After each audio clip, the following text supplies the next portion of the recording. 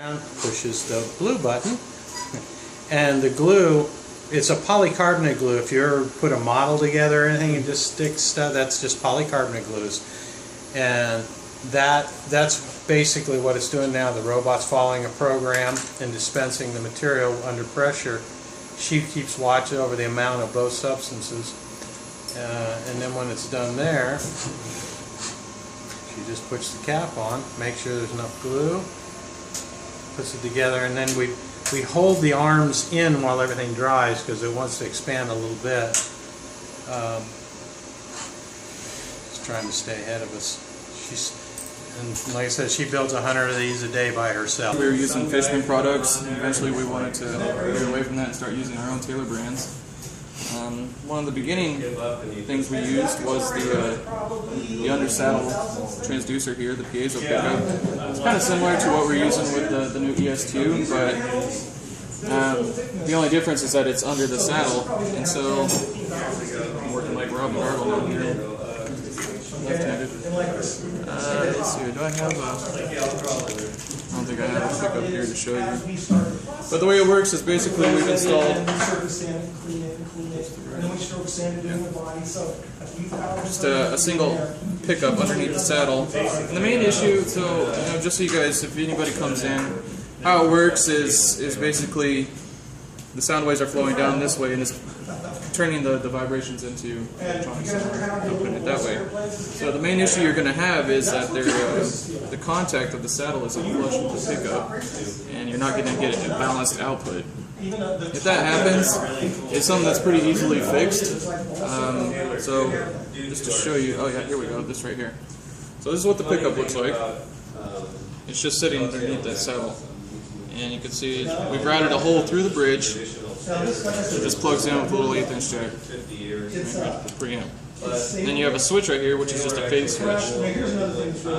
So everybody understand how phase switches work. If you have any questions or don't understand anything, just interrupt me and ask, please.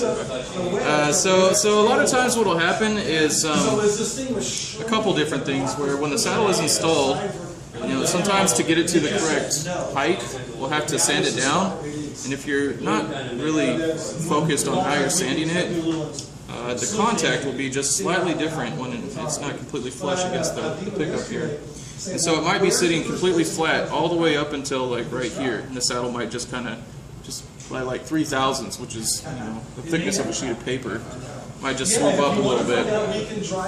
So when you're playing it, you're plugging into an amp, you might notice, okay, sounds good all the way up till about the high E, and then it's a little quieter.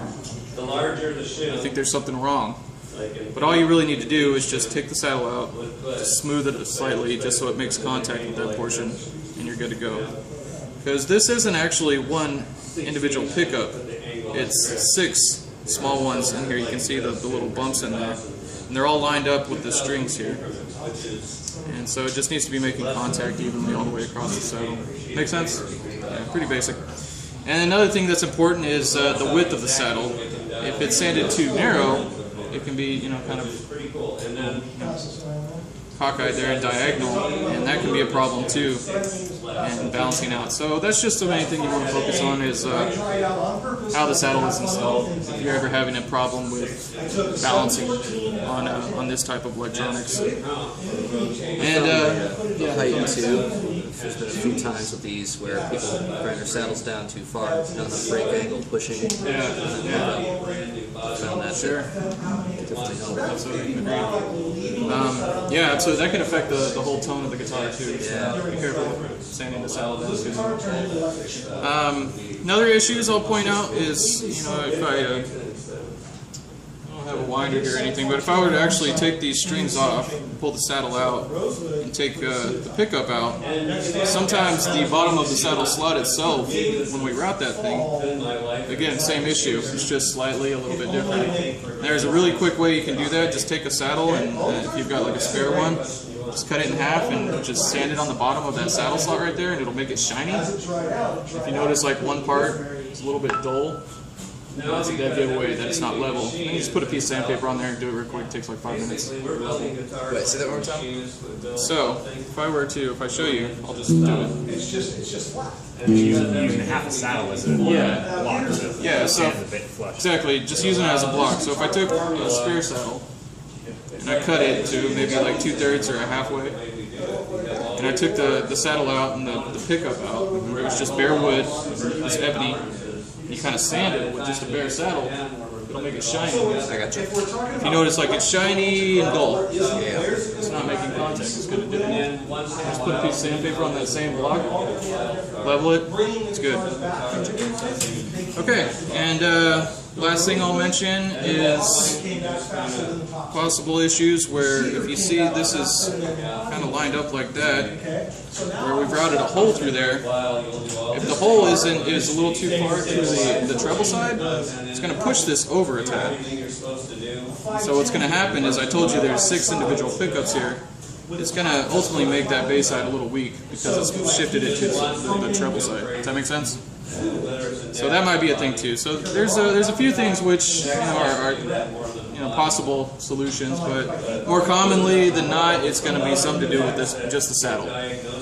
Because another thing we've noticed are these Tusk saddles.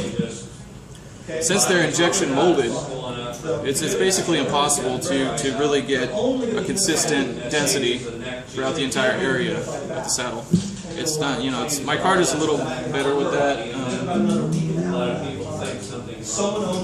But the Tusk material, sometimes you'll just have a weak spot in there. For whatever reason, it'll just be a little weaker on that B. And in that case, just throw a new saddle in there, and you're good to go. Okay. Are y'all selling the Montecarlo saddles separate? Yeah. Get those? Yeah. At the under saddle pickup, you've got all the string tension and the saddle pushing down on this, so it's a little harder to balance. And I mean, if you think about it too, if your person has a guitar for several years and they move to different areas or different weather climates, and this top flexes a little bit or it dips a little bit due to humidity-related symptoms, kind of what we talked about yesterday, how it'll spread or it'll drop. I mean, the bridge is going to do that a little bit too, so that might, when I was talking about the saddle side not being completely level, could be something humidity-related. So think about that too.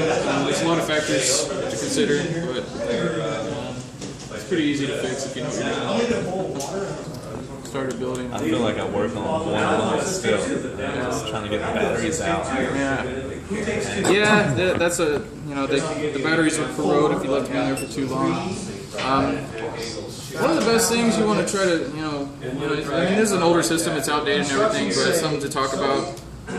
Is if somebody comes in complaining of resonant buzz, a lot of times what you're going to find are the batteries are not fitting well enough inside the compartment here. So the best solution for that, just wrap a Post-it on it.